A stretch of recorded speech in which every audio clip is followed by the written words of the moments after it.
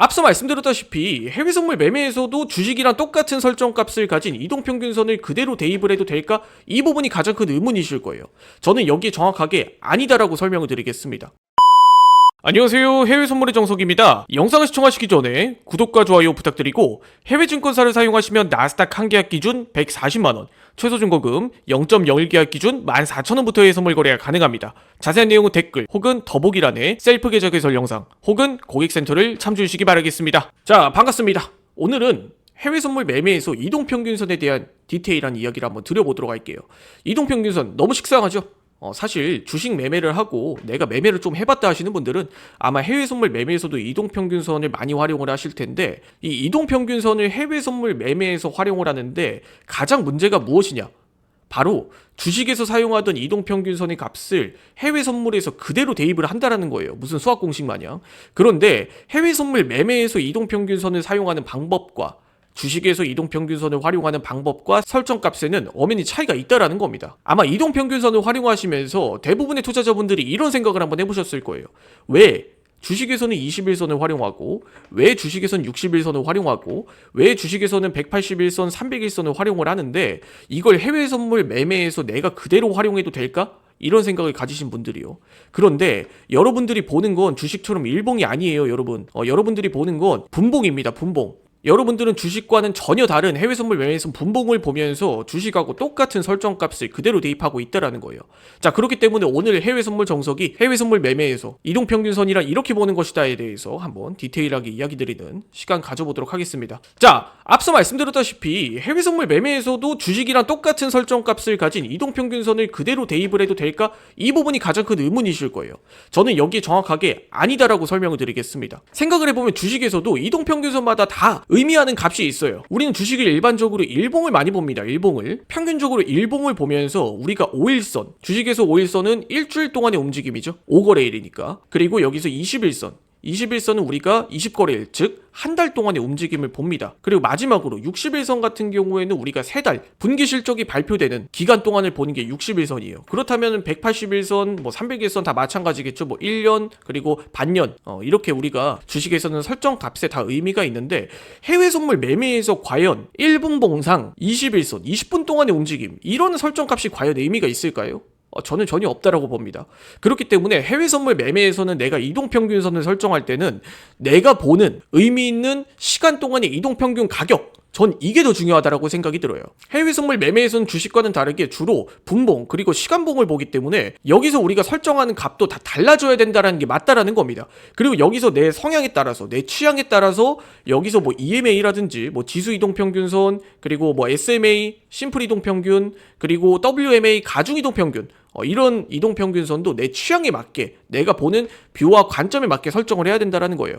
그래서 오늘은 해외 선물 매매에서 그나마 가장 베이직하게 활용할 수 있는 이동평균선 설정 방법에 대해서 한번 이야기를 드려보도록 할게요. 자, 일단 저는 21선, 이걸 의미를 두시는 분들도 있을 수는 있을 것 같아요. 그런데 저는 21선은 1분봉상 큰 의미는 없다라고 봅니다. 그리고 61선, 61선이라고 하면 1분봉상의 60선은 우리가 1시간 동안의 평균적인 움직임을 나타내요. 그렇기 때문에 이건 좀 의미가 있다. 1시간 동안의 평균적인 움직임을 보고, 그리고 181선도 마찬가지 3시간 동안의 움직임을 보고, 그리고 301선도 마찬가지 5시간의 움직임을 보고, 이렇게 해서 우리가 기준을 잡고 활용하시는 건 좋다라는 거예요. 자, 그런데 여기서 이런 기준을 잡고 우리가 이동평균선을 활용을 한다라고 하면 그에 따른 관점과 기준도 명확해야겠죠. 이동평균선의 매매 전략과 방법은 굉장히 다양하고 아마 다들 아실 거라고 봅니다. 그래서 저는 그냥 이동평균선을 활용하는 방법, 그리고 매매 전략은 짧게 짚고 말씀을 드릴게요. 해외 선물 매매에서 가장 많이 쓰이는 이동평균선 매매 전략은 1번 골든 크로스와 이제 데드 크로스 전략이겠죠. 가장 많이 쓰이는 방법입니다. 이건 주식에서도 마찬가지고, 일반적으로 단기 이평선이 장기 이평선을 이렇게 돌파하는 패턴이 나왔을 때 이런 자리를 우리가 골든 크로스, 매수 타점이다, 좀 이렇게 이야기를 하고, 반대로 단기 이평선이 장기 이평선이 이렇게 이탈하는 이런 자리에서는 우리가 데드 크로스, 주가의 하락으로 전환이 될 자리다, 이렇게 해석을 해보는 방법이겠죠. 이 방식은 너무나 유명합니다, 여러분. 예를 들어 21선이 이렇게 쭉 흘러가다가 61선을 이렇게 돌파하는 자리가 있다라고 하면 이런 자리에서는 매수 전략을 취하는 거죠. 그런데 여기서 이동평균선의 최대 단점은 바로 후행성이에요, 여러분. 후행성. 이 후행성에서 우리가 골든 크로스, 데드 크로스 전략은 사실상 해외 선물 매매에서 잘 맞지 않는다 않는다가 제 생각이에요. 그리고 두 번째, 정배열과 역배열을 보는 방법입니다. 정배열과 역배열. 정배열이라고 하면 우리가 누가 봐도 이쁘게 이동평균선들이 나란히 이렇게 쭉 상승으로 단기, 중기, 장기 이렇게 쭉 정배열로 이쁘게 나란히 흘러가는 패턴을 우리가 정배열과 역배열이라고 이야기를 해요. 그런데 해외 선물 매매에서 정배열과 역배열을 보는 방식, 이 방식도 저는 맞지 않다라고 봅니다. 그 이유가 무엇이냐? 여기서 정배열이네, 주가가 쭉 올라가겠지 했다가 여기서 갑자기 데드크로스가 발생을 하면서 주가가 쭉 내려앉는 경우도 발생을 해요. 이게 바로 이동평균선의 후행성의 가장 큰 함정입니다. 그래서 저는 1번 골든크로스와 데드크로스, 2번 정배열과 역배열은 잘 맞지 않는 방식이라고 생각이 들어요.